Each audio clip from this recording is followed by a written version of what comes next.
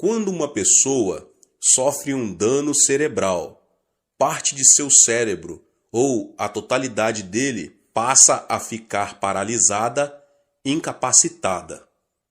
A medicina tem feito avanços enormes, chegando a remover nódulos no cérebro e preservando não somente a vida, como também impedindo a paralisia parcial ou total. Não é minha intenção falar sobre a paralisia provocada pelas enfermidades cerebrais.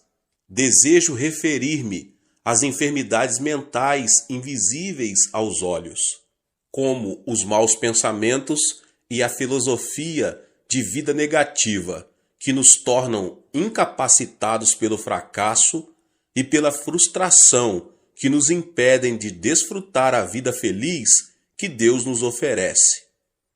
Quando os discípulos de Jesus subiram ao templo às 3 horas da tarde, a hora da oração, encontraram ali um aleijado de nascença.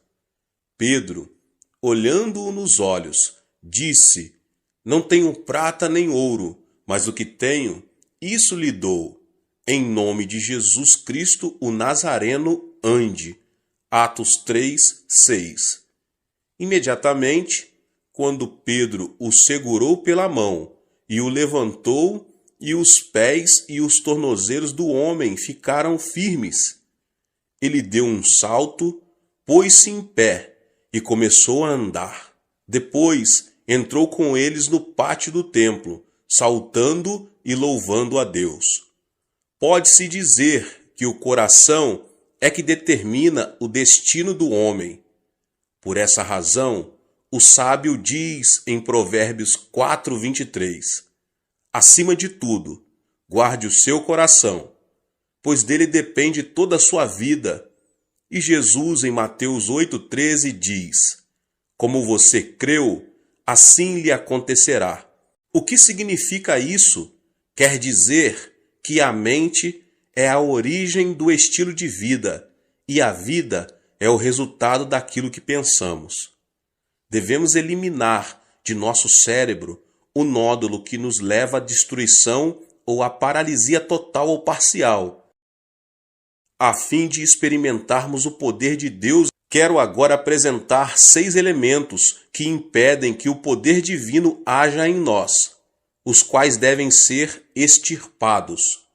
O primeiro elemento é a ansiedade. Pode-se dizer que alguém que vive ansioso perde a felicidade na vida. Quando uma pessoa ansiosa chega a casa, os integrantes da família tornam-se intranquilos por causa de suas queixas e murmurações. Assim também, a pessoa ansiosa é incapaz de difundir paz na sociedade. Esse tipo de gente provoca reação de agitação em cadeia. Segundo estudo do médico Dr. Walter Clemente Albertis, especialista em gastroenterite do reconhecido Hospital Mayo, a causa de todo tipo de doença é a ansiedade. Isso significa que a ansiedade destrói a saúde física, além de destruir a felicidade do coração. Qual é a causa da ansiedade? Apresento aqui 2 de suas origens. A primeira origem da ansiedade, as circunstâncias produzem ansiedade. Quando uma pessoa sente-se incapaz de enfrentar uma situação, torna-se ansiosa. Por exemplo, quando não consegue solucionar um problema financeiro ou quando vive uma situação que parece estar além de qualquer esforço humano. Certo dia, Jesus entrou num barco e disse a seus discípulos que passassem para o outro lado. No começo, o lago estava tão calmo que o barco deslizava, como um patim sobre rodas. Ao chegarem à metade do lago, porém uma forte tempestade, vinda do Monte Hebron, começou a açoitá-los.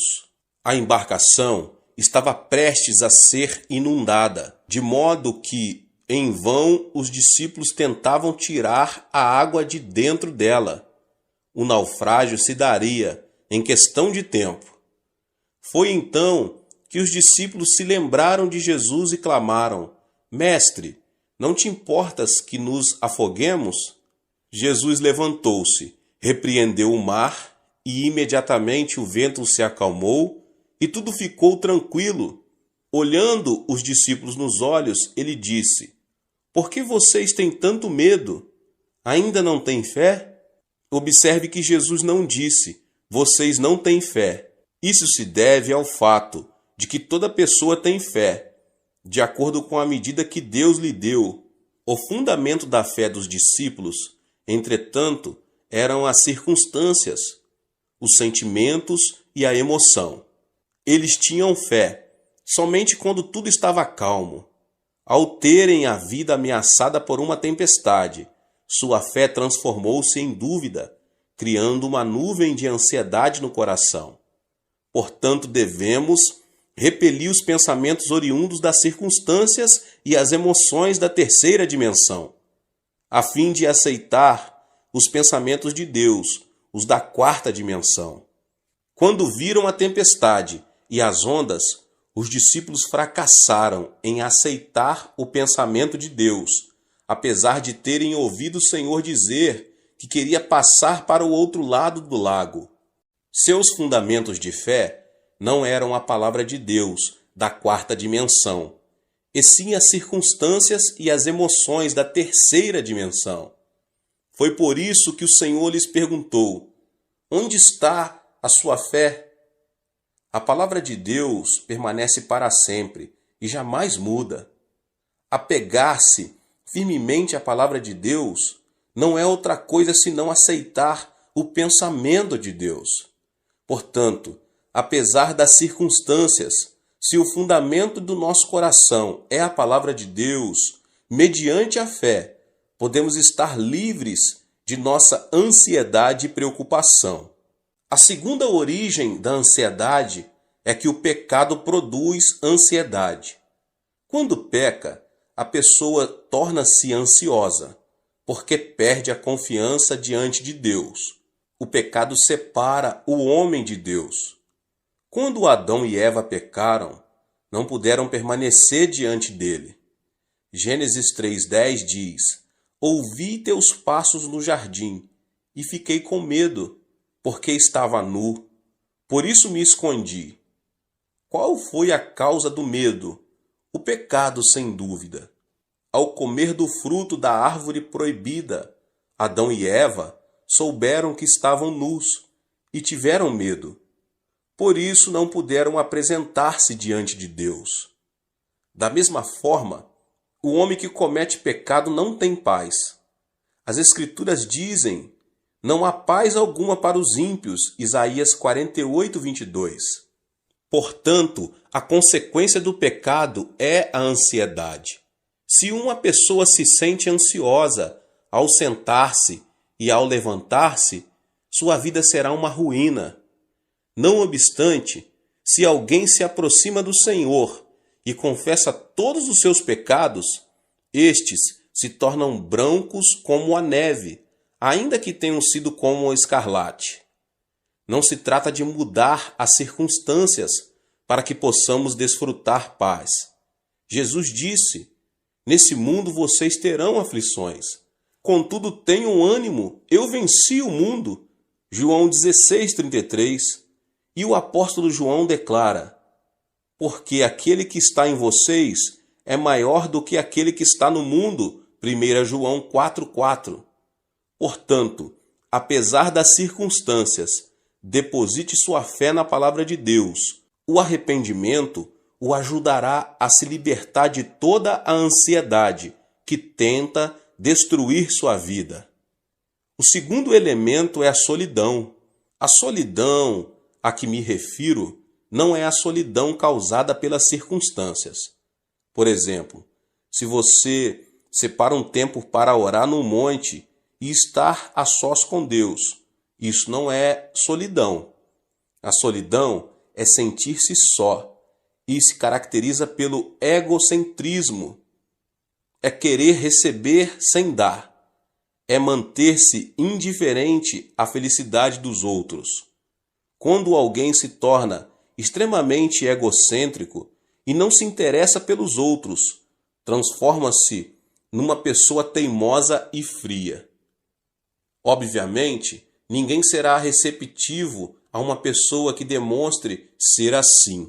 Esse comportamento torna as pessoas ainda mais fechadas em sua solidão, levando-as à destruição. Deus não criou o homem como um ser solitário. Em Gênesis 2, 18 e 24, o Senhor fala: "Não é bom que o homem esteja só. Farei para ele alguém que o auxilie e lhe corresponda. Por essa razão, o homem deixará pai e mãe e se unirá à sua mulher, e eles se tornarão uma só carne." O homem nasce de duas pessoas.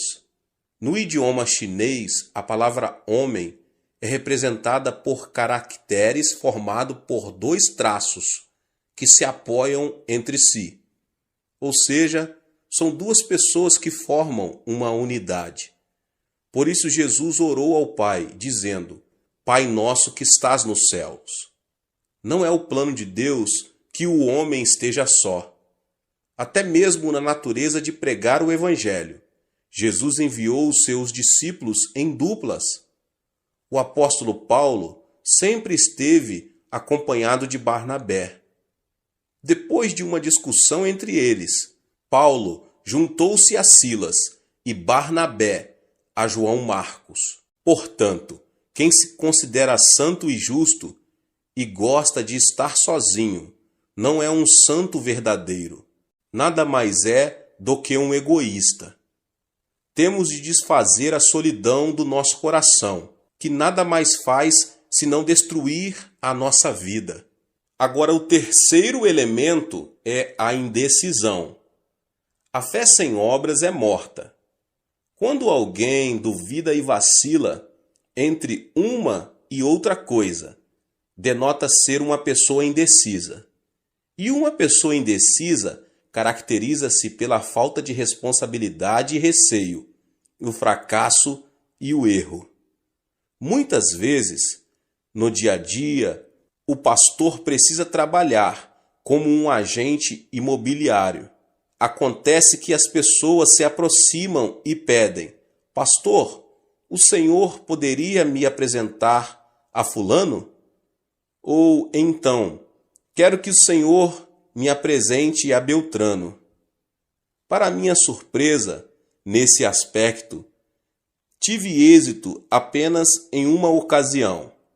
Se uma pessoa não se decide quando tem ainda a possibilidade de escolher seu futuro cônjuge, nunca poderá deixar de ser um solteirão ou uma solteirona. No mundo, não existe homem perfeito ou mulher perfeita. É preciso primeiro casar para depois adaptar-se ao cônjuge. Hoje em dia, muitos fracassam por falta de decisão. Surgem as oportunidades, mas estas são perdidas por causa da indecisão com que enfrentam a vida. Ao longo de minha vida, nunca vi uma pessoa extraordinariamente inteligente que tenha conseguido grandes coisas. Os chamados inteligentes pensam demais e dizem: "É preciso descartar esta possibilidade. Isto não funcionará. Ainda não chegou a hora de pôr isto ou aquilo em ação." O tempo passa e, no final das contas, eles não fazem nada. Portanto, podemos vencer se, com convicção, seguirmos em frente. Alguns membros da minha igreja já vieram a mim e perguntaram: "Pastor, o senhor acredita que será bom para mim emigrar para outro país? O que o senhor acha de eu começar um novo negócio? Devo continuar a fazer o que eu estou fazendo?" Esperam então que eu tome a decisão por eles. Diante dessa situação, eu simplesmente aconselho: Não me peça que tome a decisão por você. Vá ao monte da oração e ore. Clame a Deus, que certamente dirá que caminho você deve seguir. Diante da dúvida ou incerteza, devemos nos apegar a Deus e pedir-lhe de todo o coração que nos oriente. Então, Deus nos ajudará a tomar a decisão correta. Em Tiago 1, do 6 ao 8, diz: peça, porém, com fé, sem duvidar, pois aquele que duvida é semelhante à onda do mar, levada e agitada pelo vento. Não pense que tal pessoa receberá coisa alguma do Senhor, pois tem mente dividida e é instável em tudo o que faz. O Senhor disse que não abençoaria pessoas indecisas. Remova a indecisão com o pensamento de Deus. Livre-se da indecisão. Assim, você poderá alcançar sucesso em sua vida. O quarto elemento é a ira. Temos a tendência de nos irritar com extrema facilidade, tanto em casa como no ambiente de trabalho. Creio que uma das principais razões para isso é o fato de não sabermos quanto a ira é destrutiva. A ira é prejudicial, não somente à saúde, mas também ao intelecto, pois o torna cego. Em uma conferência, o famoso anatomista inglês John Hutton afirmou ser a ira semelhante ao suicídio. Logo depois de ter apresentado sua tese, ele teve uma forte discussão com alguns dos alunos que o ouviram e discordaram daquilo que ele defendia. Isso o irritou sobremaneira, levando-o à morte instantânea, vítima de um ataque cardíaco. As palavras de John Hutton causaram grande repercussão por causa de sua morte trágica. Irar-se é como cuspir para cima, ou seja, a ira se volta contra a própria pessoa. A Bíblia diz que a ira rebaixa o nível da pessoa e o transforma em ignorante. A sabedoria do homem lhe dá paciência. Sua glória é ignorar as ofensas. Provérbios 19, 11. O homem paciente dá prova de grande entendimento, mas o precipitado revela a insensatez. Provérbios 14, 29. Além disso, a ira nos separa da alegria de Deus, porque irritar-se é cometer o mal na presença divina. Existem hoje muitas famílias destruídas por palavras cheias de ira. É aconselhável falar pacificamente, em tom moderado, ainda que seja em momento de ira.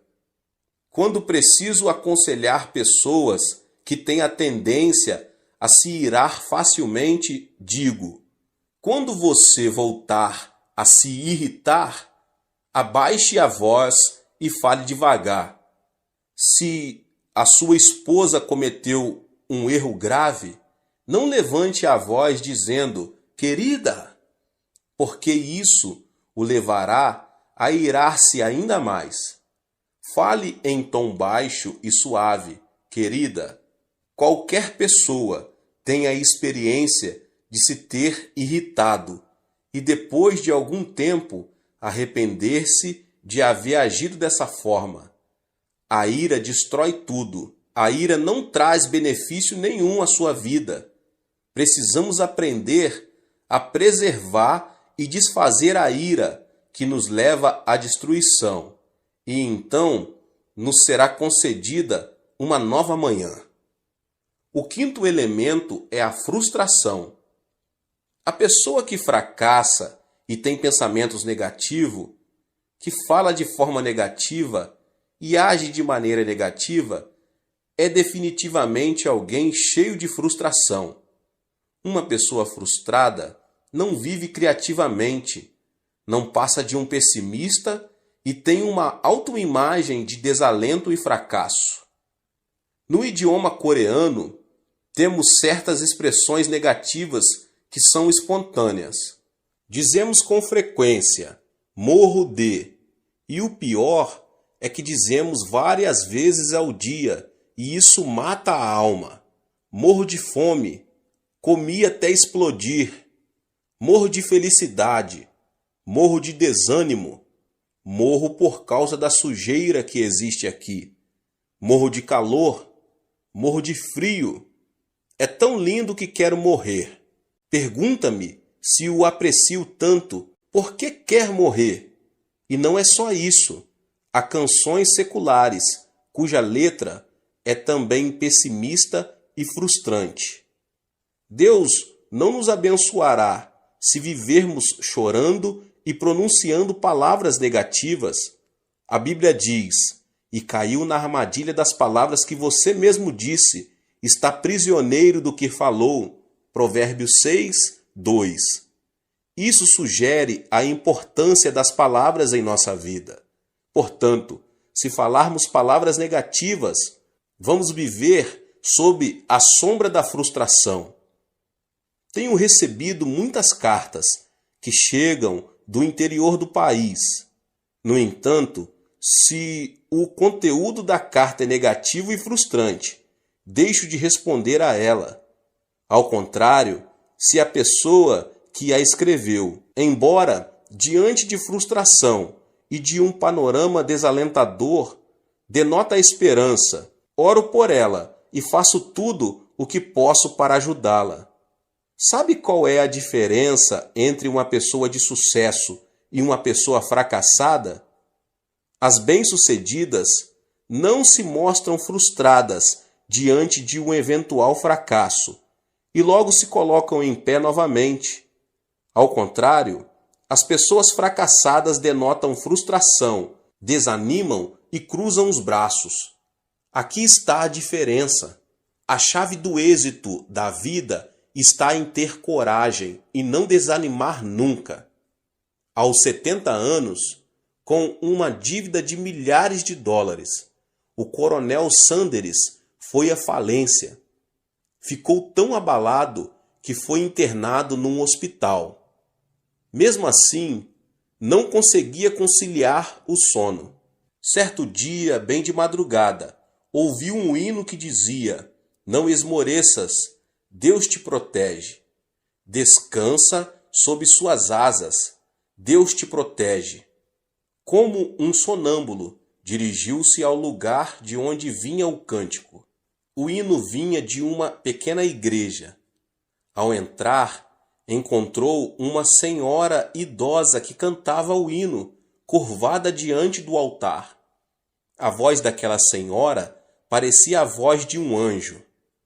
No mesmo instante, ele se arrependeu e entregou sua vida ao Senhor. Repentinamente, sentiu uma grande paz. A paz que só desfrutam as pessoas que caminham com o Senhor. Antes de entrar em falência, Sanders era o dono de uma empresa. Decidiu esquecer seu passado e começar tudo de novo como cartonador. Não foi nada fácil. Entretanto, ele superou a adversidade, confiou no Senhor e, sob a orientação do Espírito Santo, começou a vender frango frito. Hoje, ele é um milionário conhecido em todo o mundo. Esta é a história de Sanders Chicken, mais conhecido como KFC. Assim também, devemos nos livrar da frustração que nos leva ao fracasso. E o sexto e último elemento é o autoabandono.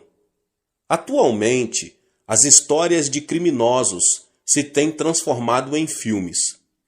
A história de Shi Kang-hun, que conseguiu fugir da cadeia com um grupo de colegas, está numa tela gigante, sob o título Holiday.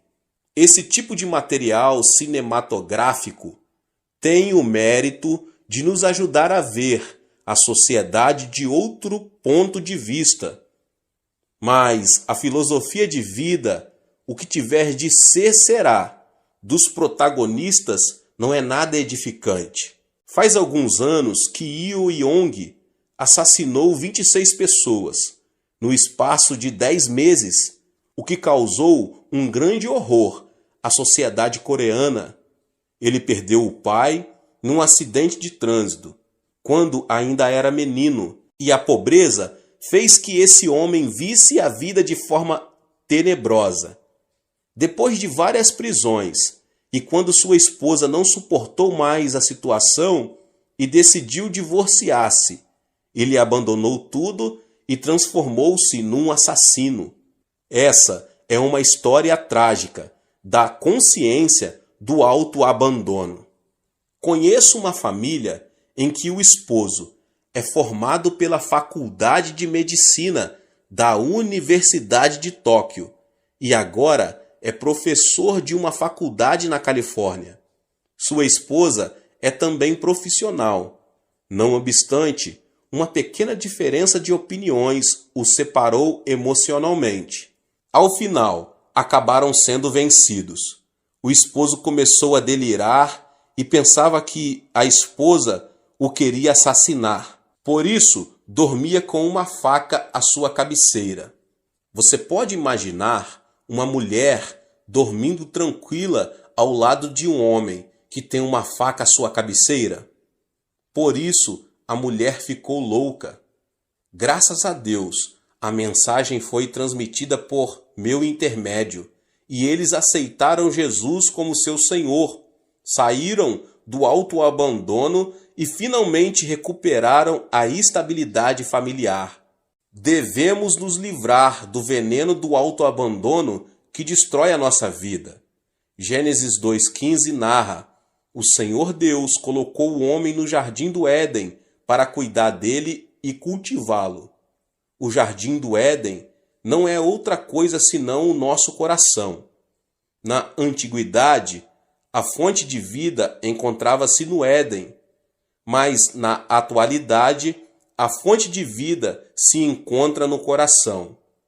O Deus que disse ao homem para cuidar do Éden, hoje nos manda cuidar do nosso coração. É necessário que os nossos pensamentos se fundamentem na palavra de Deus, para que o nosso coração seja preservado. Ou seja, o sucesso e o fracasso não dependem do destino. Podemos ser felizes se, mediante o pensamento de Deus, conseguirmos extirpar os 6 tumores do coração, a saber, a ansiedade, a solidão, a indecisão, a ira, a frustração e o autoabandono. Que você possa ter força no Senhor, na palavra de Deus, na oração, conseguir retirar da sua vida, em nome de Jesus Cristo, tudo que atrapalha o poder de Deus, o poder divino de atuar na sua vida.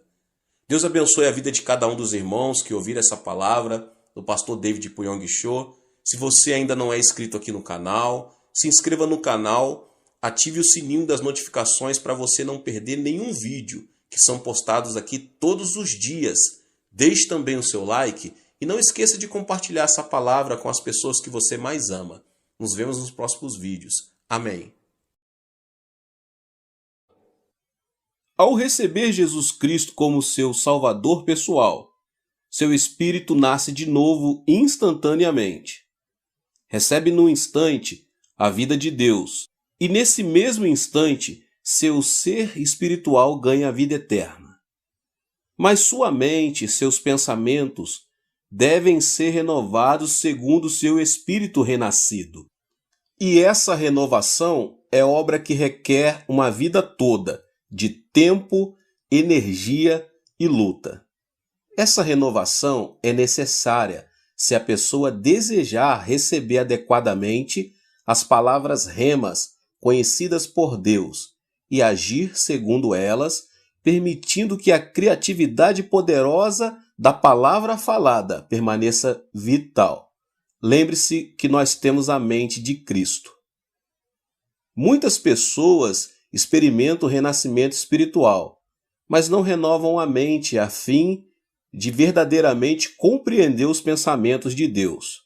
Por esse motivo, Deus que neles habita não pode mover-se livremente através do canal de sua vida de pensamento. Permita-lhe dar-lhe um exemplo. Certo dia, meu filho mais velho, que nessa época estava no 4º ano primário, veio procurar-me no escritório. Era evidente que ele queria perguntar-me algo, mas hesitava em fazer a pergunta. Finalmente eu disse: Filho, você está tentando me perguntar alguma coisa. Ele sorriu. Pai, se eu lhe fizer uma pergunta estranha, o senhor vai ficar com raiva? É claro que não vou ficar com raiva, assegurei-lhe. Vamos, diga. Bem, pai, continuou ele, o senhor tem permissão de mentir para a sua congregação? Quando foi que eu menti? Perguntei. Ele sorriu. Já o ouvi, pai, dizer uma mentira repetidas vezes à sua congregação. Eu estava chocado. Se meu filho desconfiava de mim, então quem confiaria em mim? Filho, disse eu, sente-se aqui e diga-me quando foi que eu disse uma mentira. Papai, tantas vezes o Senhor diz à sua congregação que se encontra com Deus, de modo que fiquei curioso. Todo sábado eu ficava fora da porta do seu escritório, ouvindo quando o Senhor preparava seus sermões. E às vezes abria a porta um pouquinho para ver se o Senhor realmente estava conversando com Deus aí. Mas nunca vi o Senhor realmente se encontrando com Deus em seu escritório. Ainda assim, nos domingos, o Senhor sobe ao púlpito e ousadamente declara que se encontrou com Deus. Isso é mentira, não é, pai? Não tenha receio de me dizer a verdade. Sou seu filho. Não vou contar para os outros. Como ele era tão jovem, eu sabia que ele não compreenderia se eu lhe explicasse meus sentimentos com termos teológicos. Senhor, orei, preciso de sabedoria. Como é que posso explicar a esta jovem mente meu relacionamento contigo? Subitamente um pensamento tremendo fluiu de meu coração e olhei para meu filho dizendo: Filho, deixe-me fazer-lhe uma pergunta. Você já viu seus pensamentos? Ele ficou em silêncio por instantes. Nunca vi meus pensamentos. Então você tem a cabeça vazia, respondi. Você não tem pensamentos. Não, pai, eu tenho pensamentos. Eu posso falar porque tenho pensamentos. Mas ressaltei, eu nunca vi os seus pensamentos, meu filho. Como é que o Senhor poderia ver meus pensamentos? Perguntou ele. Eles estão em um lugar no meu cérebro e o Senhor não pode vê-los. Bem, então disse eu ao meu filho, embora você não possa vê-los, você realmente tem pensamentos, não tem? É claro, papai, respondeu ele. Bem, expliquei. Encontro-me com Deus, embora você não possa vê-lo com os olhos. Deus é como seus pensamentos. A Bíblia diz que Deus é o Verbo. Filho, o que é o verbo ou a palavra? O verbo é o pensamento vestido com vocabulário. Se Deus é pensamento vestido com o chinês, o povo chinês compreende os pensamentos de Deus. Quando os pensamentos de Deus estão vestidos com o inglês, então o povo norte-americano compreende. Quando os pensamentos de Deus vêm a nós vestidos em coreano, o povo da Coreia compreende. Filho, encontro-me com Deus ao ler a Escritura, a palavra de Deus, e os pensamentos de Deus tocam meus pensamentos num reino invisível e converso com o Pai Celestial através da palavra de Deus. Deus é como o pensamento. Meu filho imediatamente compreendeu o significado e acenou com a cabeça, concordando. Não posso ver meus pensamentos, contudo sei que os possuo. Sim, Deus é como o pensamento. Não posso vê-lo, mas ele está aí. Estou satisfeito. Sinto muito, papai, por tê-lo compreendido mal. Quando meu filho saiu, levantei-me e louvei ao Senhor. Pai, temia que ele não compreendesse, mas compreendeu. Entretanto, sei que não mais eu, mas o Espírito Santo que me ajudou a ter as palavras com que explicar sua maravilhosa presença. Agora deixe-me fazer uma pergunta. Com o que se parece Deus? Deus possui forma? Ele se parece com o ser humano? Como se pode explicar a presença de Deus? Deus é como o pensamento. Se você não tiver nenhum pensamento, então Deus não terá o canal através do qual falar a você. Você não pode tocar Deus com as mãos. Você não pode respirar Deus como se respira o ar. Deus não pertence ao mundo dos sentidos. Você somente pode encontrar-se com Deus através da arena devida de pensamento. Os pensamentos de Deus vêm mediante sua palavra, ou através do seu Espírito Santo. Os pensamentos de Deus tocam os pensamentos e é aí que você se encontra com Ele.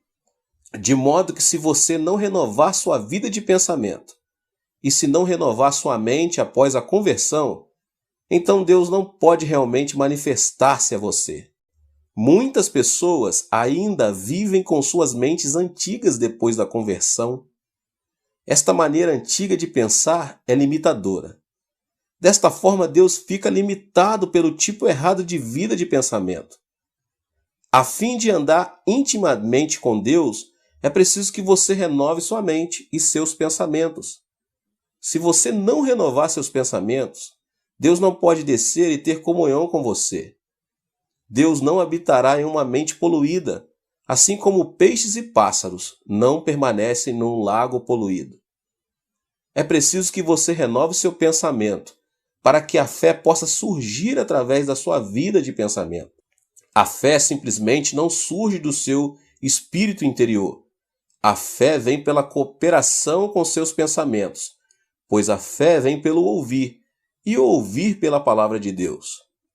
Primeiro é preciso que a pessoa ouça, e através do ouvir, a palavra de Deus chega-lhes aos pensamentos.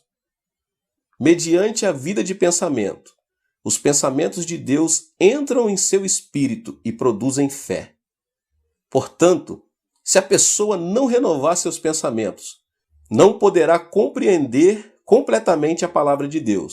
E sem a renovação da mente e sem o ouvir da palavra, a pessoa não pode ter fé, pois a fé vem pelo ouvir a palavra de Deus. E o que ouvimos? Ouvimos os pensamentos de Deus. A arena de seu pensar enxerta os pensamentos de Deus e produz fé. Através da fé, Deus pode fluir de você para os outros. A sua vida de pensamento é demasiadamente importante. Você deve renovar sua mente. Há 3 passos que você pode usar para renovar sua mente. E é preciso que você siga a fim de conseguir uma renovação de sua vida de pensamento. E o primeiro passo é mudar seu pensamento de uma atitude negativa para uma positiva. Para termos um exemplo, demos uma olhada em Pedro, o discípulo de Jesus Cristo. Os discípulos de Jesus estavam em barco no mar da Galileia. Era noite escura e tempestuosa, e as ondas eram tão altas que o barco estava a ponto de virar. Lutavam desesperadamente para manter o barco flutuando, quando repentinamente viram Jesus Cristo, andando sobre as águas, indo em sua direção. Naquela época havia uma crença popular, que ao ver o marinheiro, um fantasma no mar, seu barco afundaria. Por isso, quando os discípulos pescadores viram a Cristo, ficaram paralisados de medo, pensando que seu barco ia afundar e que iriam afogar-se. Mas Jesus falou: "Sou o Cristo, não tenhas medo." Pedro gritou: "Se és tu, ordena que eu vá a ti." Pedro sempre falava sem pensar. Era um homem terrivelmente emocional, mas tinha o dom da audácia, de modo que Deus o usou. Cristo então disse que ele fosse. Ao ouvir esta ordem, imediatamente aceitou a palavra de Jesus. e seu pensar foi renovado. Humanamente falando, Pedro jamais poderia andar sobre as águas, mas ao aceitar a palavra de Jesus Cristo, imediatamente sua mente foi renovada. Pedro mudou seu pensar de uma atitude negativa para uma positiva. Pedro jamais acreditaria poder andar sobre as águas, mas ao ouvir o mandamento de Jesus e aceitar essa ordem, mudou seu pensamento. Creu que podia andar sobre as águas, mudou seu pensamento, e os homens sempre agem de acordo com seus pensamentos. Quando Pedro renovou seus pensamentos, quando creu que podia andar sobre as águas, agiu de acordo com isto e saltou fora do barco. A noite continuava escura e tempestuosa e as ondas muito altas, mas Pedro arriscou audazmente sua vida, lançando-se ao mar pela fé, e começou a andar sobre as águas. Os milagres sempre seguem uma mente renovada. Quando percebeu que podia andar sobre as águas, Pedro enfrentou as ondas.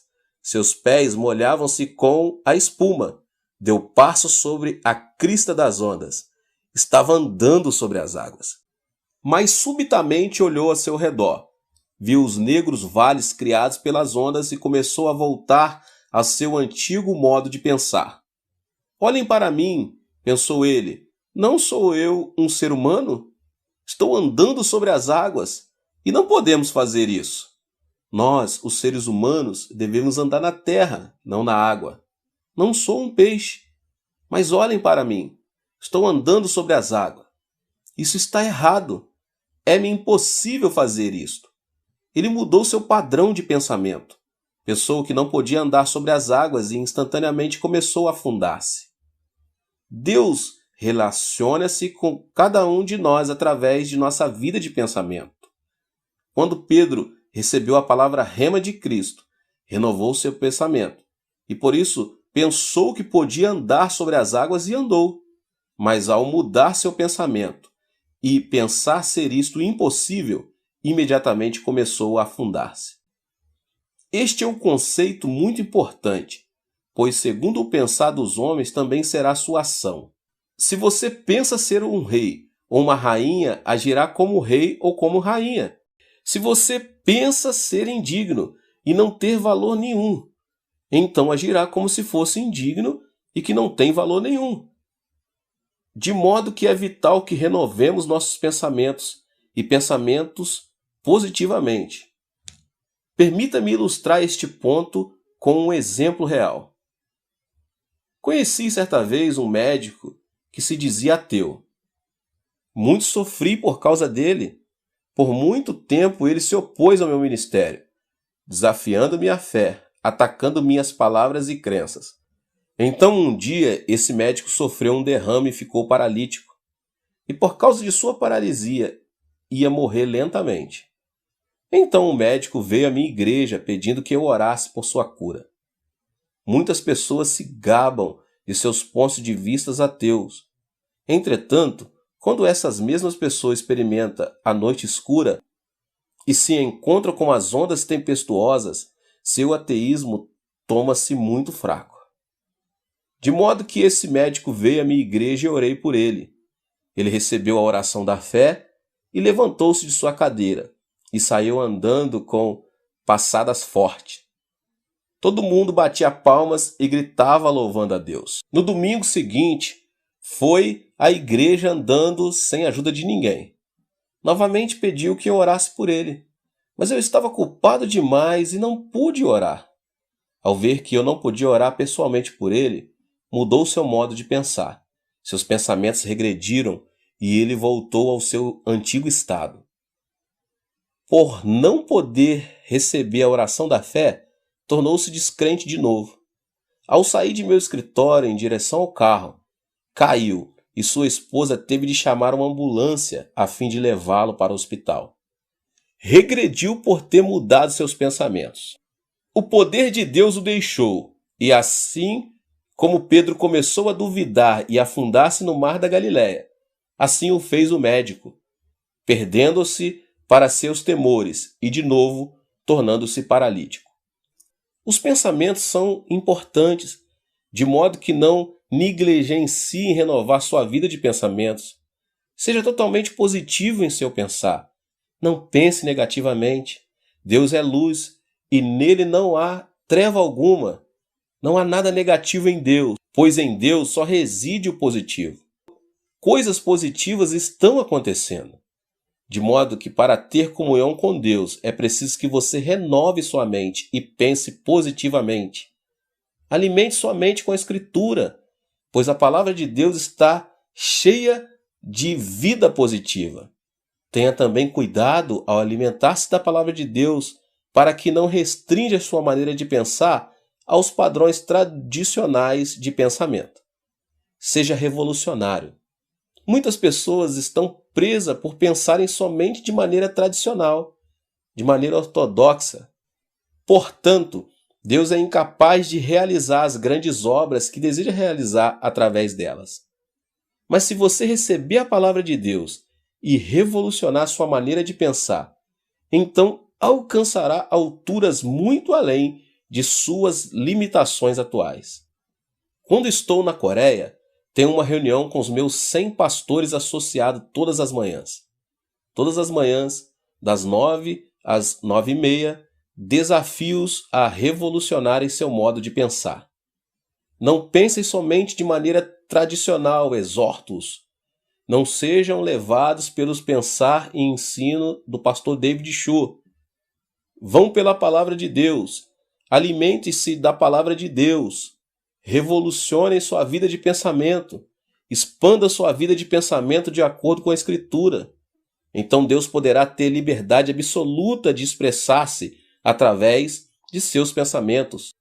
Depois de eu dizer estas palavras, meus pastores assistentes tornam-se grandemente motivados, recebem a palavra e, se tiverem um pensamento realmente revolucionário, o executam.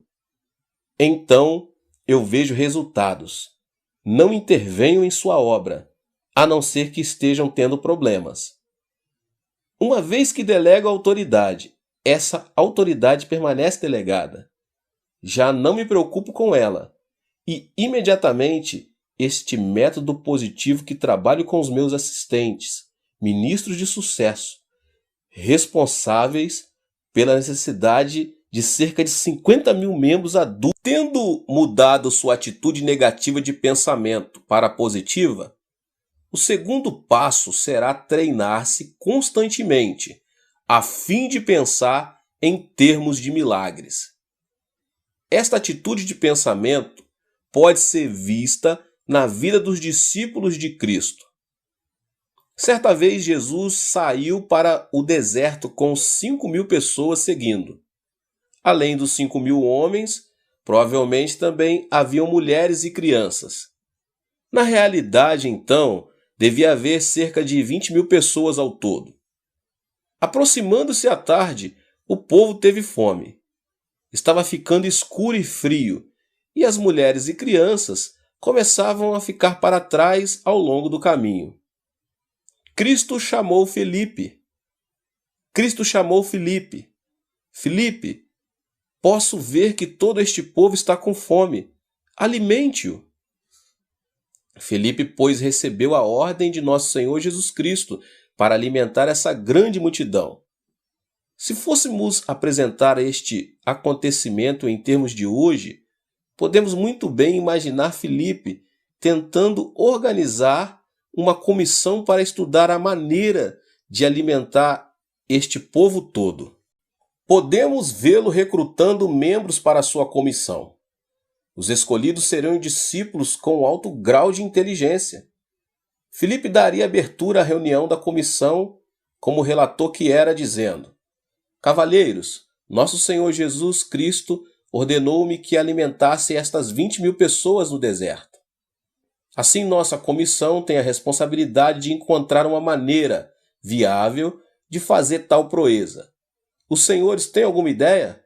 Certo indivíduo levantaria a mão e, depois de Filipe ter lhe dado a palavra, diria: Você não sabe que estamos num deserto? Não estamos no centro de Jerusalém. É absolutamente impossível até mesmo pensar em alimentar essas pessoas aqui. Também penso assim, Filipe poderia ter respondido. Secretário, por favor, anote isso. Outro cavalheiro levantaria a mão. Senhor relator, desejo fazer uma pergunta. Temos dinheiro suficiente? Precisaríamos de pelo menos 200 denários para alimentar uma pequena parte desta multidão.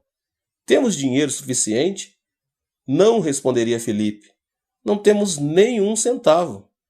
Bem, então o Senhor está louco pensando alimentá-los, retorquiria o homem. Sim, concordo com você, responderia Filipe. Senhor secretário, anote isto também. Um terceiro cavalheiro tomaria a palavra. Senhor relator, sabe de alguma padaria que pode produzir pão suficiente para este povo de uma vez só? Não, diria Filipe. Não conheço padaria alguma por essas redondezas. Bem, então levaria semanas para alimentar esse povo e isso é impossível. Sim, concordo com você, diria Filipe. Senhor secretário, anote isso também. Então outro discípulo falaria, desejo expressar minha opinião, também, senhor relator. Como vem, já está ficando tarde. Por que não os espalhamos, dizendo-lhes que vão e encontrem um lugar onde passar a noite e comer? Então seria concluída a reunião e Filipe juntaria a informação conseguida. Mas esta informação seria somente de natureza negativa e impossível.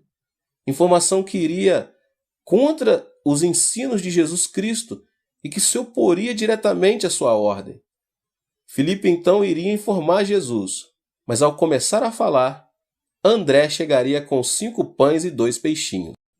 André, exclamaria Filipe, deixe de brincadeira. Você tem 5 pães e 2 peixinhos para alimentar 20.000 pessoas. Você perdeu o juízo. Mas André não lhe deu resposta. Simplesmente trouxe os 5 pães e os 2 peixinhos a Jesus. Jesus, isto não é suficiente para alimentar tanta gente, mas o trouxe de qualquer maneira. André tinha ouvido a ordem de Jesus. Sua mente aceitou o mandamento, e, embora duvidasse, trouxe a Cristo o alimento que encontrou. André possuía o planejamento da possibilidade e, mediante seu pensamento, apanhou a visão de Cristo. Então Jesus abençoou o pão e os peixes, multiplicando-os, e a grande multidão foi alimentada. Todos os cristãos pertencem a Cristo, mas em Cristo há 2 escolas de pensamento, a escola de Filipe e a escola de André. Infelizmente, muitas igrejas pertencem à escola de Filipe, falam somente acerca do impossível, clama que estamos num deserto e que é tarde demais e que as pessoas não podem ser alimentadas. Falam com pouca fé, falam do impossível. A que escola pertence você? Sei que muitos vão à escola e universidade diferentes.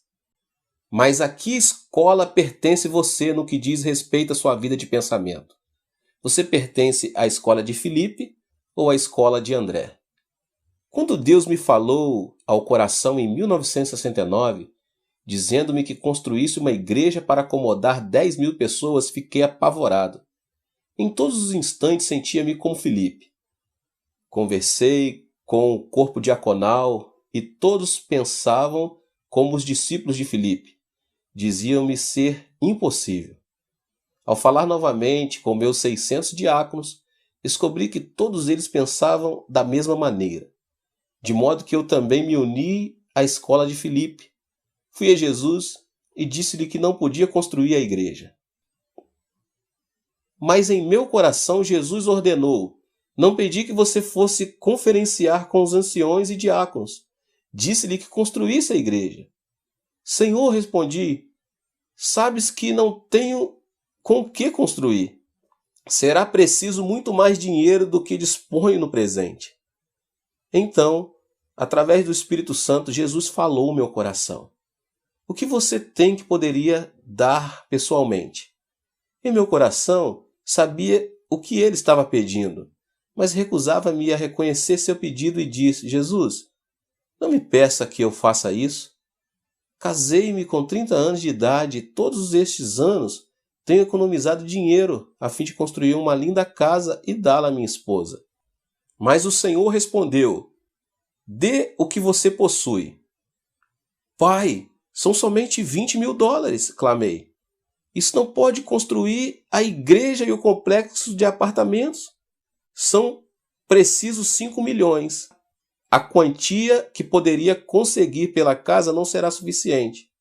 Mas Deus disse: venda a sua casa e traga esse dinheiro a mim com fé. Oh Deus, isso é terrível, respondi. Como posso fazer isso? Se algum dia você vai crer em minha palavra, admoestou-me o Senhor, primeiro deve estar disposto a dar o que possui e o que tem. Para a mulher coreana, o lar é tudo. É o lugar onde cria os filhos. É o lugar onde constrói sua vida. É uma posse preciosa para ela. Por isso temia dizer à minha esposa e comecei a orar com dor de coração. Orei para que minha esposa consentisse em vender nossa casa. Nessa noite, eu trouxe presentes à minha esposa para agradá-la. Por que você está me dando presentes? Perguntou ela. Você está preocupado que não o ame mais? Mas ficou contente e preparou a refeição vespertina alegremente. Oh, louvado seja o Senhor, respondi. Estou tão feliz por tê-la escolhido. Se Deus me pedisse que escolhesse outra garota, ainda escolheria você. A cada dia que passa, você torna mais linda para mim. Depois de alguns instantes, pensando ter chegado o momento certo, disse: querida, tenho um grande problema. Olhou para mim preocupada e disse: conte-me. Vamos construir uma enorme igreja com assentos para 10.000 pessoas, disse-lhe. Vai custar $5 milhões. E estive orando a esse respeito, e o Espírito Santo falou ao meu coração, dizendo que eu devo conseguir o dinheiro para a construção e que devo começar com o meu próprio lar. Deus deseja que lhe entreguemos 5 pães e 2 peixinhos, e esses 5 pães e 2 peixinhos são nossa casa. Minha esposa ficou pálida. Depois, olhando-me dentro dos olhos, disse: esta casa é minha, não sua. Não ouse tocar nesta casa. Pertence a mim e a meus filhos. Você não pode abrir mão dela. Sua reação foi a que eu temia. Então fui ao Senhor em oração. Senhor, fiz o que podia. O resto é com o Senhor. Envia teu Espírito Santo a fim de transformar-lhe o coração para que ela se renda. Nessa noite, enquanto orava, podia ver minha esposa revirando-se no seu sono. Soube então que o Espírito Santo estava operando. Disse ao Senhor: ó Deus, continua a tocá-la. E o Senhor a tocou. Ela não pôde dormir por quase uma semana. Seus olhos ficaram inchados e vermelhos. Finalmente veio a mim dizendo: não posso suportar mais. Não posso recusar o desejo do Espírito Santo. Desistirei da casa. Então ela trouxe a escritura da casa e juntos pegamos essas escrituras e demos nosso lar para a construção da igreja.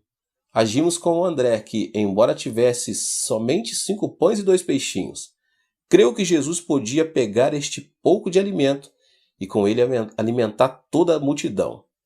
Nós também pertencíamos à escola de André. Certo dia, entretanto, surgiu um problema com respeito ao terreno no qual pretendíamos construir a igreja. O governo coreano estava desenvolvendo um terreno chamado Ilha Yodo. Esta propriedade seria modelada à maneira da ilha de Manhattan, em Nova York. Nesse terreno estavam construindo edifícios do governo e somente permitiria ali uma igreja. Todas as igrejas da Coreia fizeram um pedido de construção. Presbiterianos, metodistas, batistas, católicos, budistas e confucionistas. Todos esses pedidos foram examinados e entregues ao Congresso para a decisão final. Eu também fiz um pedido. O encarregado olhou-me e disse: a que denominação pertence o senhor? Assembleia de Deus, respondi. O senhor quer dizer aquela onde gritam louvores a Deus de uma maneira alta e barulhenta? E oram pelos doentes e falam em línguas estranhas? Exatamente, respondi. Ele sacudiu a cabeça. O senhor sabe que esta igreja vai ficar bem em frente do edifício do Congresso. Esta igreja tem de ter aparência digna e a sua não tem. Não podemos aceitar sua inscrição. Fiquei alegre no coração. Contudo, pois isto me daria a desculpa de não construir a igreja, voltei ao Senhor em oração. Senhor, tu ouviste o que ele disse. Não ouviste? Não temos dignidade suficiente para construir aqui. Você pode levar ao Senhor toda a desculpa que puder arranjar, mas o Espírito Santo sempre tem a resposta. O Espírito Santo respondeu dizendo: quando foi que lhe disse que pedisse permissão para a construção? Então não tenho de fazer a inscrição? Perguntei. Meu filho, respondeu ele, você não deve seguir o caminho em que agora trilha. Deve andar em direção oposta, no caminho da oração e da fé.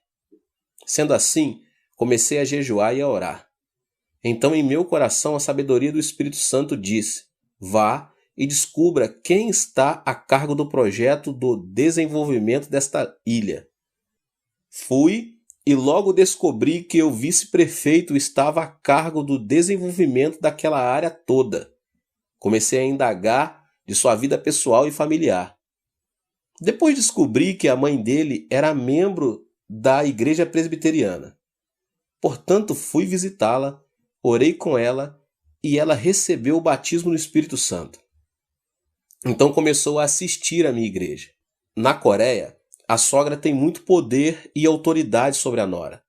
Disse a esta senhora que trouxesse a sua nora para a igreja, dizendo-lhe: sua nora tem de ser salva. Assim ela orou e eu também orei. Ela trouxe a mulher do filho para a igreja. Depois de ouvir o sermão, entregou o coração a Cristo e foi cheia com o Espírito Santo. Então comecei a trabalhar por intermédio delas, pensando comigo mesmo: se conseguir a esposa, sei que conseguirei o marido. Por isso, lhe dei a instrução: você tem de trazer seu marido para a igreja. Mas ele é ocupado demais, respondeu ela. Você não quer que ele vá para o inferno, não é mesmo? Perguntei com severidade. Portanto, traga-o para a igreja. Quando afinal ela o trouxe à igreja, preguei uma mensagem poderosa. Embora não olhasse diretamente para o rosto dele, estava em verdade pregando para ele. E miraculosamente ele entregou o coração para o Senhor. No domingo seguinte ele entrou em meu escritório. Pastor, o senhor sabe que estou encarregado do desenvolvimento da ilha Ioldo. Estamos dando permissão para que uma igreja coreana construa seu templo ali. Gostaria que levássemos nossa igreja para lá. Eu queria gritar, mas o Espírito Santo não me permitiu. Às vezes o Espírito Santo opera de modo muito misterioso. O Espírito Santo deu-me a impressão que eu devia dizer não. Mas argumentei. Não dei o duro para isto. Embora meu coração clamasse para dizer sim, respondi: não, senhor vice-prefeito. Para levar a igreja seria preciso uma soma exagerada de dinheiro e teríamos de comprar pelo menos 3 ou 4 acres de terra. Isso custaria mais de 5 milhões de dólares. Acho impossível. Para piorar as coisas, nossa igreja é considerada uma igreja pentecostal não digna, e eles nem mesmo aceitariam minha inscrição. Ele sorriu e disse: acho que tem um jeito. Ore durante uma semana e depois voltarei. Dê-me a resposta depois de uma semana, para que eu desencuba do assunto rapidamente. Orei durante uma semana e na semana seguinte ele voltou ao meu escritório. Pastor, se o senhor tomar a decisão de levar a igreja para lá, farei todos os arranjos para que tenhamos o melhor local. Também cuidarei de todos os papéis e as despesas ficarão por conta do meu escritório. Enviarei meu representante ao Congresso a fim de conseguir todos os acordos necessários e farei todo o trabalho burocrático. Farei tudo pelo Senhor. Garanto-lhe que conseguirá o terreno. Mais que isso, farei todos os arranjos para que a igreja compre o terreno a crédito. Então o Espírito Santo disse-me ao coração: grite. Senhor vice-presidente, disse eu, aceito. Deus impedir-me de dizer sim por uma semana. E como resultado, não somente conseguimos o terreno de um modo miraculoso, mas também não tivemos de preparar toda a papelada. Logo depois lançaram os alicerces e começaram a construção da igreja e do complexo de apartamentos. Esse vice-prefeito agora é um dos anciãos de minha igreja. De maneira similar, sua fé poderá ser testada. Se você tem um pequeno projeto, será testada de um modo pequeno. Se tiver um projeto grande, será testada de uma maneira muito grande. Jamais pense que sua fé sempre irá por jardins de rosa. Você passará por turbulência, mediante a qual Deus prova sua fé. Até este ponto da construção da igreja, eu ainda pertencia à escola de André, e com grande fé orava por cada problema que ia surgindo. Mas então o dólar foi desvalorizando, e o construtor reincidiu o contrato dizendo que precisava aumentar o preço da construção do prédio da igreja. Chegou a crise do petróleo e todos os bancos fecharam as portas para mim. Meu povo começou a perder os empregos e o orçamento da igreja mal dava para pagar os juros dos empréstimos. Não somente podia pagar os que trabalhavam na igreja, mas eu também não podia receber o meu salário. Então a companhia tentou processar-me porque eu não podia pagar o aumento necessário. E as contas começaram a chegar uma após outra. Conta de luz, de esgoto, conta de construção. Contas empilhavam-se sobre minha escrivaninha, mas eu não tinha dinheiro com que pagá-las. Não tinha dinheiro nem para contratar um advogado. Ninguém quer ficar num barco que se afunda. E eu me afundava rapidamente. Uma vez que tínhamos vendido nossa casa e não tínhamos para onde ir, levei minha família para um apartamento inacabado, no 7º andar do complexo de apartamento da igreja. Não tínhamos águas encanada nem aquecimento, e estava fazendo muito frio. Todas as noites eu ia para o apartamento vazio, e todas as noites tremíamos de frio. Não tínhamos alimentos, e tudo parecia tão escuro. Estava chegando ao fundo, logo me tornei um discípulo de Filipe. Disse a mim mesmo, sim, cometi um erro. Eu nunca deveria ter acreditado em Deus dessa maneira. Devia ter pensado com o padrão tradicional. E não devia ter começado a andar sobre as águas. A coisa toda a respeito da fé é falsa. Todas as vozes que eu ouvi em minha vida de oração devem ter sido vozes da minha própria consciência e não do Espírito Santo. Sim, cometi um erro. Comecei a ter comiseração de mim mesmo. As pessoas começaram a deixar minha igreja. Todos os relatórios eram negativos. Minha família até mesmo começou a ter dúvida a meu respeito. Tudo parecia impossível. Eu estava cansado e com fome. É isso aí, disse eu. É o fim. Esta é assim chamada vida de fé. Vou pôr fim à minha vida. Vou matar-me, continuei. Vou morrer. Mas não desejo ir para o inferno. Tenho trabalhado para ti, Senhor, todos estes anos, e pelo menos devia receber alguma coisa em troca. Se o inferno for pior do que isto, por que devo ir para lá? Não posso viver num mundo como este. Vou suicidar-me. Mas, por favor, Deus, aceita minha alma e envia-me para o céu. O impacto da oração foi mais poderoso do que eu pensava. E enquanto eu orava, ouvi uma voz que me dizia: você é um covarde. Deseja matar a si mesmo e tornar-se objeto de escárnio para o meu povo. Você vai permanecer covarde? Ou você é um homem de fé? Sim, admiti, sou covarde. Novamente a voz falou: não somente você irá para o inferno, mas também levará consigo muitos dos seus membros que confiam em você.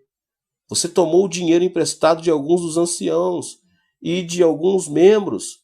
Lembre-se dos milhões de dólares que tomou emprestado das preciosas irmãs da igreja. Todos eles confiaram em você.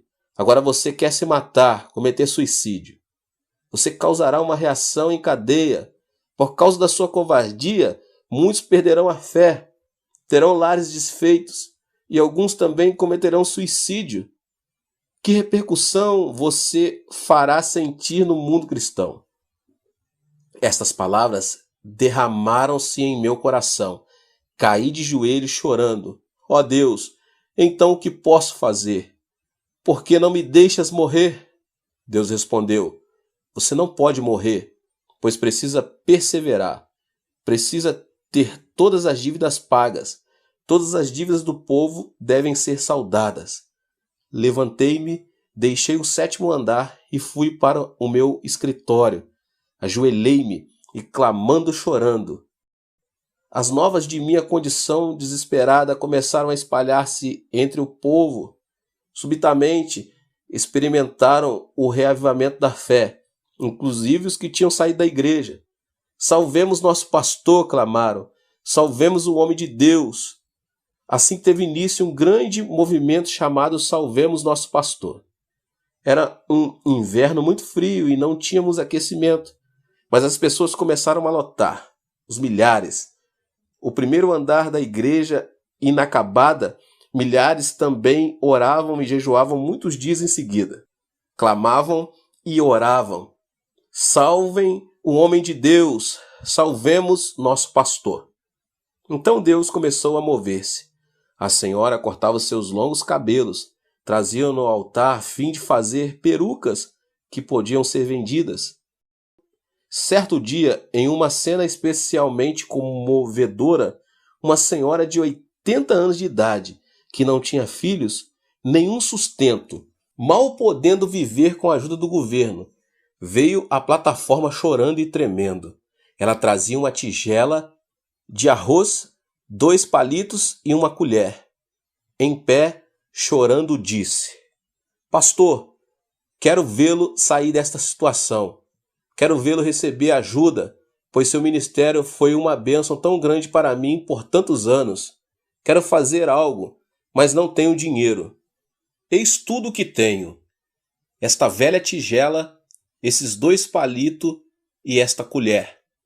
Desejo dar tudo para o serviço do Senhor.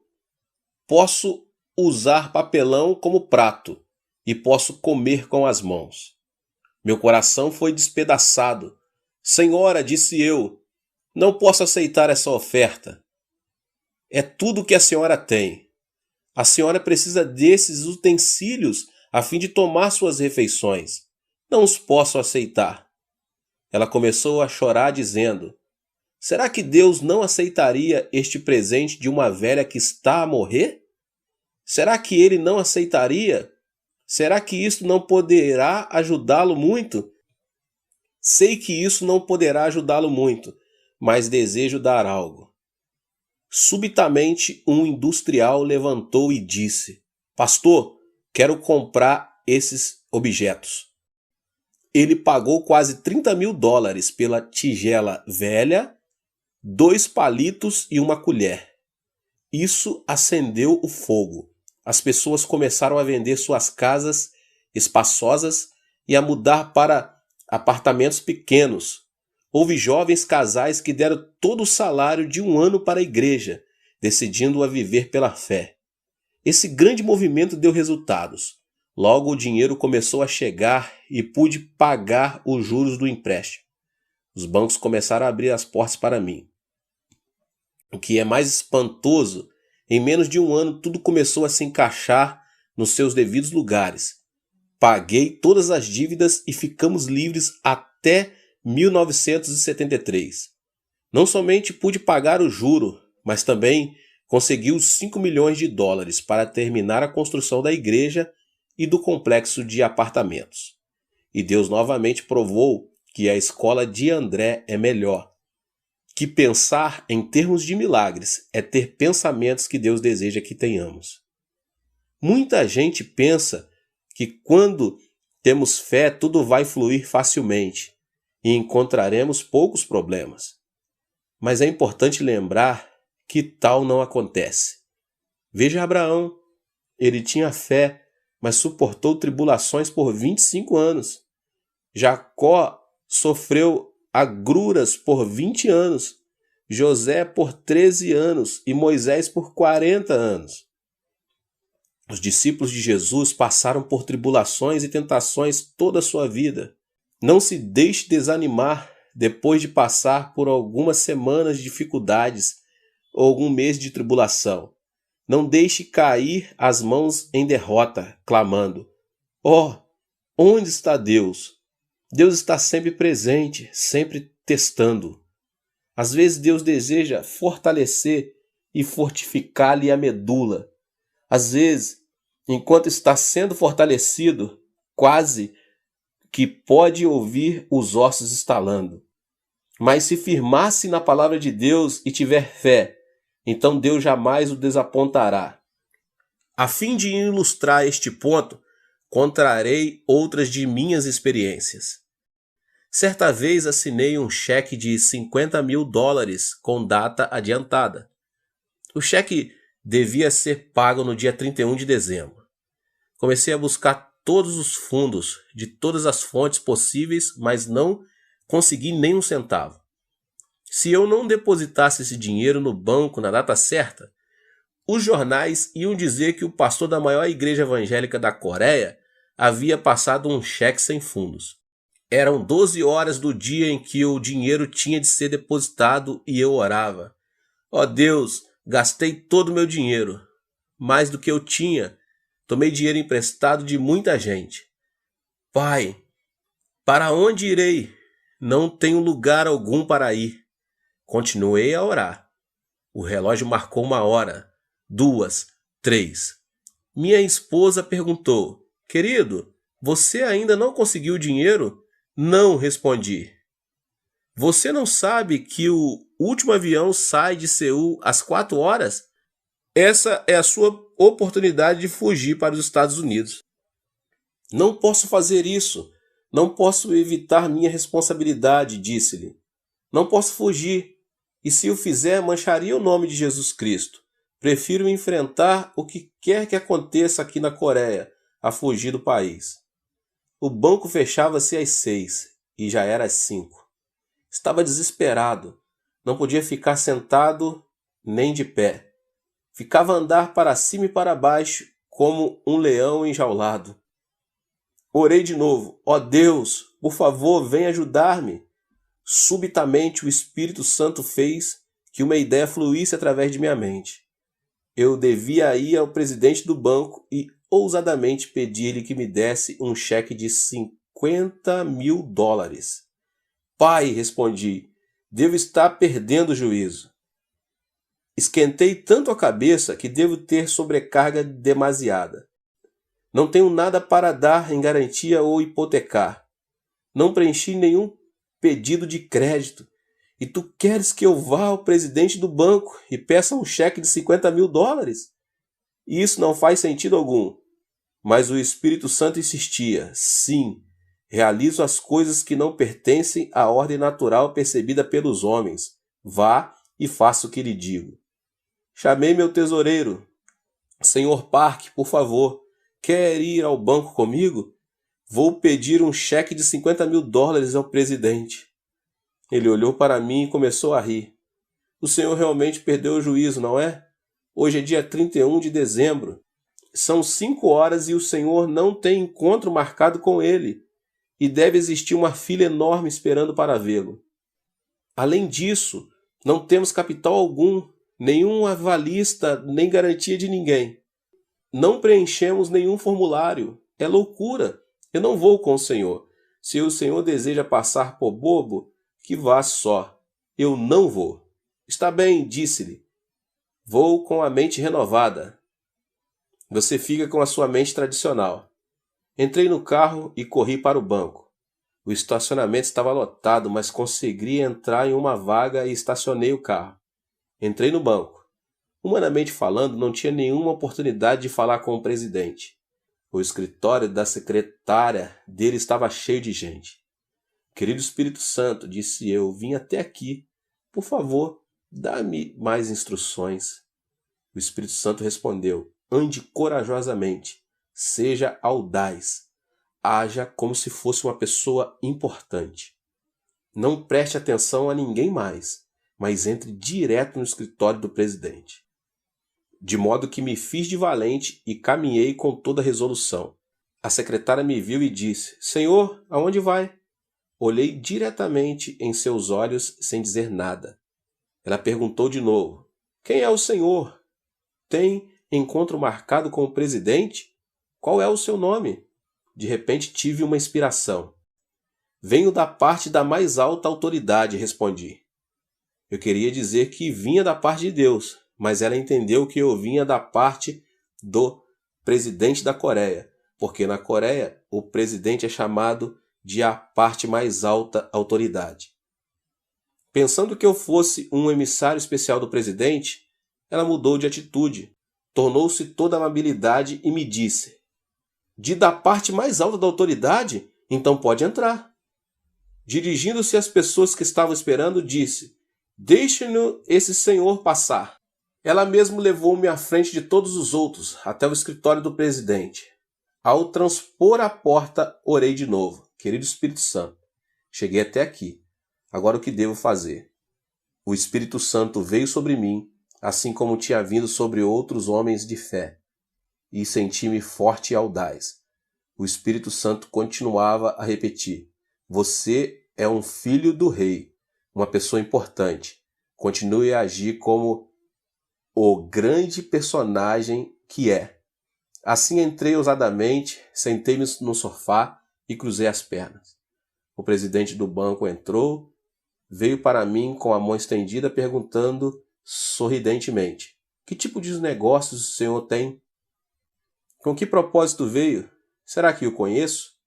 Não respondi a essas perguntas, mas disse: Senhor, vim aqui com um projeto tremendo e vou fazer-lhe um grande favor. Um favor?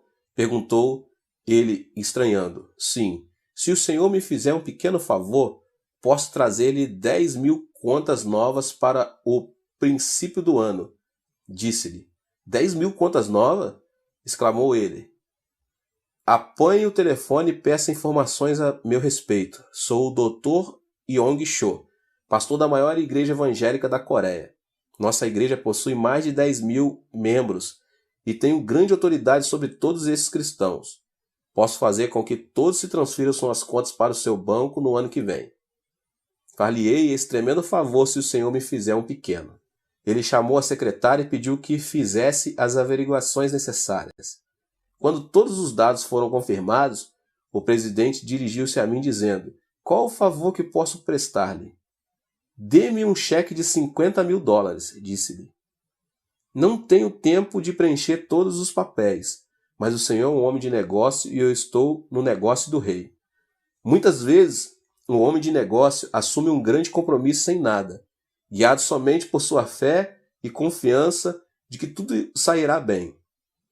Quando se trata de pequenos negócios, temos de usar assinaturas e papeladas, mas quando se trata de grandes negócios, passamos por cima dessas coisinhas e confiamos que o negócio seja coroado de êxito.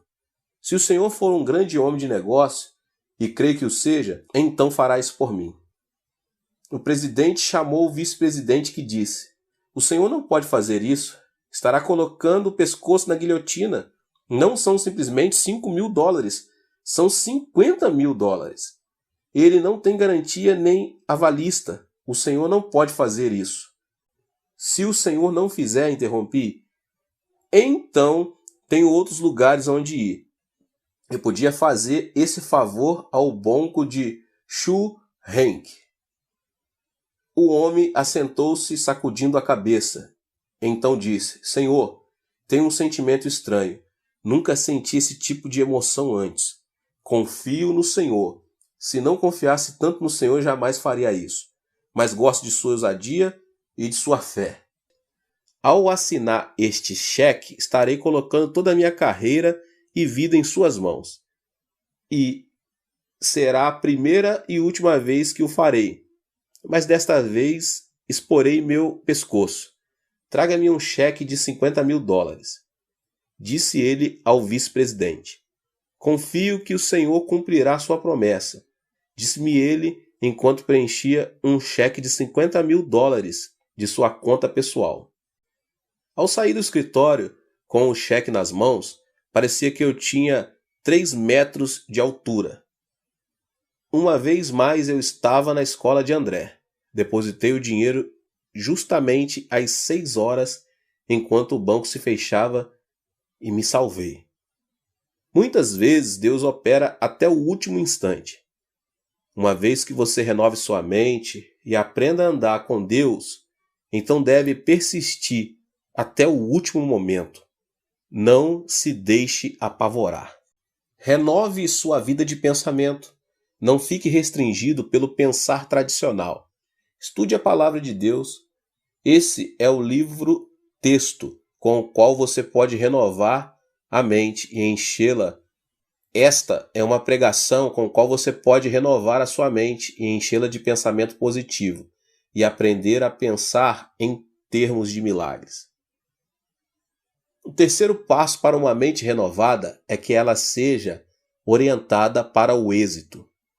Você deve permear sua mente com a consciência da vitória e com uma abundância de consciência. Deus jamais falha, de modo que se você estiver recebendo os pensamentos de Deus, sempre terá êxito. Deus jamais perde uma guerra, Ele é o vencedor eterno. Você deve ter a consciência da vitória. Deus jamais tem falta de coisa alguma. Você deve ter a abundância da consciência.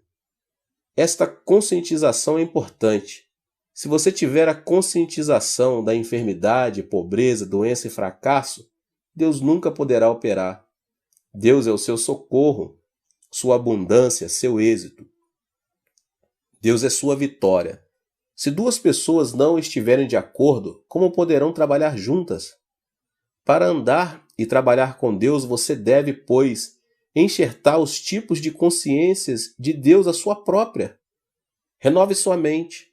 Pense constantemente em termos de sucesso, vitória e abundância.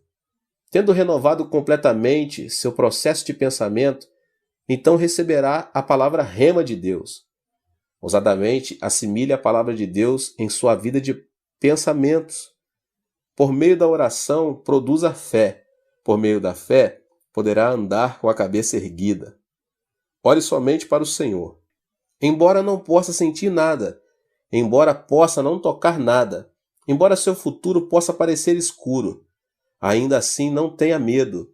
Você está vivendo pelo conhecimento revelado. Está vivendo com novos pensamentos.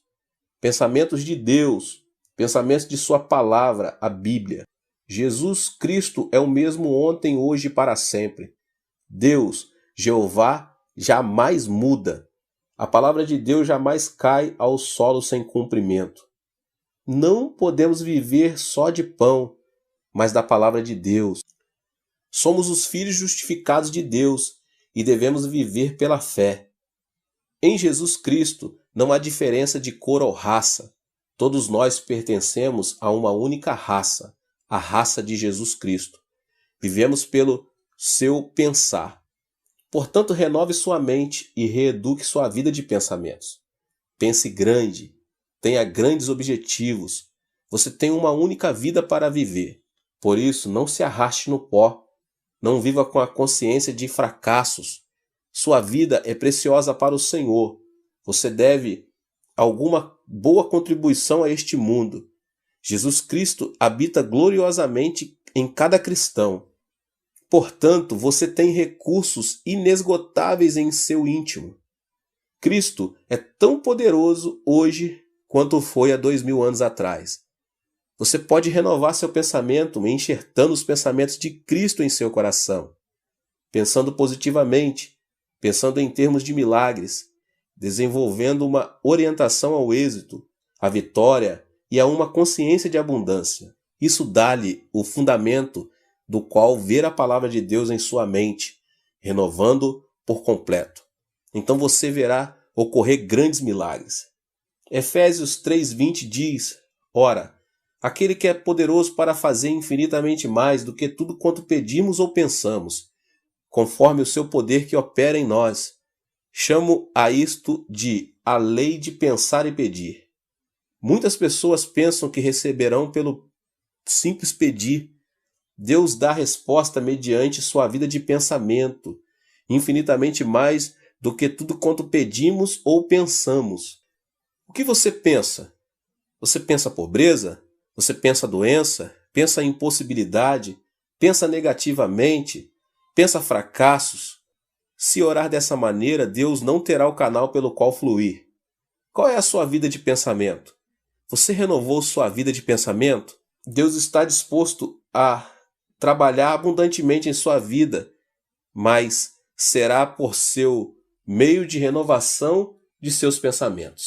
Você deve ler a Bíblia, não a ler por costume ou prescrição religiosa.